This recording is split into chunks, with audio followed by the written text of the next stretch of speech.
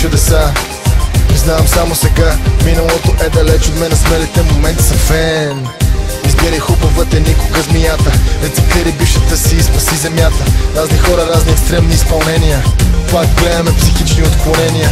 Вече съм на зърнена диета, лягам с която зърна. Гледаме мръсно, аз ще го върна. Любовта все още е на мода, но имам чувство, че нямам чувства, правя какво мога. Признавам си, не съм перфектен, ще бъда директен, имам своите добри страни. Например лавата, пак здрава е забавата. Важно е да свършим усмихнати. Нека аз днес да полетя, ще ме последваш ли? Няма да спра, ще падна ли? На мене тебе ми, обаче аз знам, че се изправя.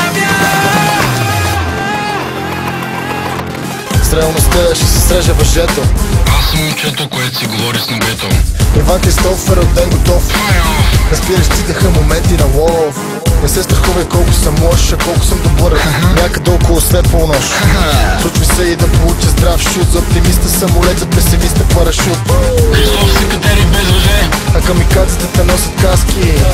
Живеем си добре и няма да ти трябва бански ласки по романтични тераски. Поръчам секси ябълки, ако не стане спираш ябълките и ще правим класики. Обичам и мечтателки. Леле, какво съм правил, поне с една от моите фейсбук приятелки.